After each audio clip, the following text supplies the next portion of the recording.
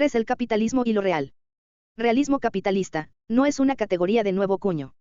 Ya la han utilizado un grupo de artistas pop alemanes y también Michael Chudson en su libro Publicidad. La persuasión incómoda 1984, en ambos casos como una referencia paródica al realismo socialista. Mi empleo del término, no obstante, apunta a un significado más expansivo, incluso exorbitante. A mi entender, el realismo capitalista no puede limitarse al arte o al modo casi propagandístico en el que funciona la publicidad. Es algo más parecido a una atmósfera general que condiciona no solo la producción de cultura, sino también la regulación del trabajo y la educación, y que actúa como una barrera invisible que impide el pensamiento y la acción genuinos. Si el realismo capitalista es así de consistente y si las formas actuales de resistencia se muestran tan impotentes y desesperanzadas, ¿de dónde puede venir un cuestionamiento serio? Una crítica moral del capitalismo que ponga el énfasis en el sufrimiento que acarrea únicamente reforzaría el dominio del realismo capitalista. Con facilidad, pueden presentarse la pobreza, el hambre y la guerra como algo inevitable de la realidad, y la esperanza de que se acaben estas formas de sufrimiento, como un modo de utopismo ingenuo.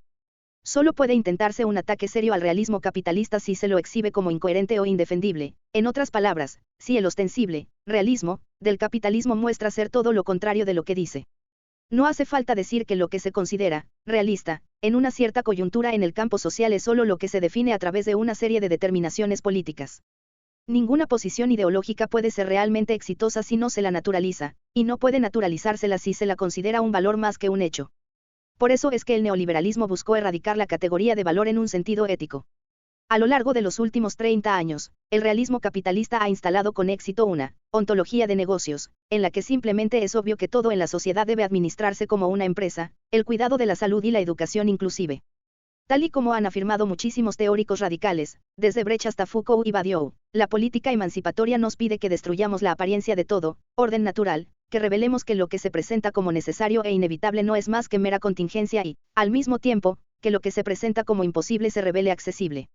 Es bueno recordar que lo que hoy consideramos realista, alguna vez fue imposible. Las privatizaciones que tuvieron lugar desde la década de 1980 hubieran sido impensables apenas una década atrás. El paisaje político y económico actual, con sus sindicatos alicaídos y sus infraestructuras y ferrocarriles desnacionalizados, hubiera parecido inimaginable en 1975.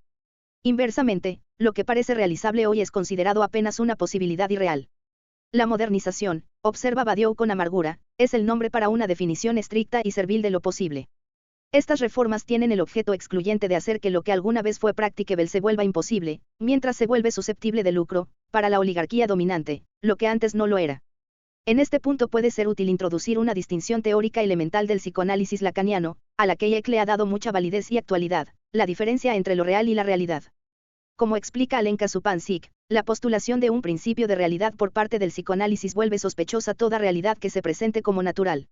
El principio de realidad, escribe Supansik, no es una especie de vía natural al conocimiento relacionada con la manera de darse de las cosas. El principio de realidad está mediado ideológicamente él mismo, hasta podría decirse que constituye la forma mayúscula de la ideología, al ser la ideología que se presenta como puro hecho empírico, o biológico, o económico, como una pura necesidad que tendemos a percibir, justamente, como no ideológica. Y es en este punto donde deberíamos estar especialmente alertas al funcionamiento de la ideología. Para Lacan, lo real es aquello que toda realidad debe suprimir. De hecho, la realidad se constituye a sí misma gracias a esta represión. Lo real es una X impávida a cualquier intento de representación, un vacío traumático del que solo nos llegan atisbos a través de las fracturas e inconsistencias en el campo de la realidad aparente. De manera que una estrategia contra el realismo capitalista podría ser la invocación de lo real que subyace a la realidad que el capitalismo nos presenta. La catástrofe ambiental es un real de este tipo. Es cierto que en un determinado nivel podría parecer que los temas ecológicos no son nada parecidos a un vacío irrepresentable para la cultura capitalista. El cambio climático y la amenaza del agotamiento de los recursos no son temas reprimidos en lo absoluto, están incorporados en la publicidad y el marketing que nos bombardea a toda hora. Lo que este tratamiento de la catástrofe ambiental demuestra es la fantasía estructural de la que el realismo capitalista depende entero, la suposición de que los recursos son infinitos, de que la tierra no es más que una piel de serpiente de la que el capital podría desprenderse sin problemas y que en el fondo todo podría resolverlo el mercado. En última instancia, Walle presenta una versión de esta fantasía, la idea de que la expansión infinita del capital es posible, de que el capitalismo puede proliferar incluso sin la mediación del trabajo. En la nave en la que la humanidad vive fuera del planeta, Axiom, los robots hacen todo el trabajo, el agotamiento de los recursos terrestres parece ser apenas una falla temporaria del sistema, y que, después de un necesario periodo de recuperación, el capital mismo puede volver a insuflar vida en el planeta, darle forma a su paisaje y recolonizarlo. Sin embargo, la catástrofe ambiental aparece en la cultura capitalista solo como una forma de simulacro, sus implicaciones reales son demasiado traumáticas para que el sistema pueda asimilarlas. El significado de las críticas ecologistas es que el capitalismo, lejos de ser el único sistema político-económico viable, es el que está poniendo en riesgo la misma existencia de un medio ambiente habitable por el ser humano.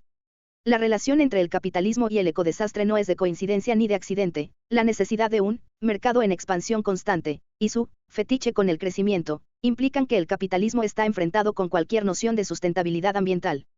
Los temas de la ecología, no obstante, se han convertido efectivamente en una zona de debate, un espacio cuya politización se pelea día a día.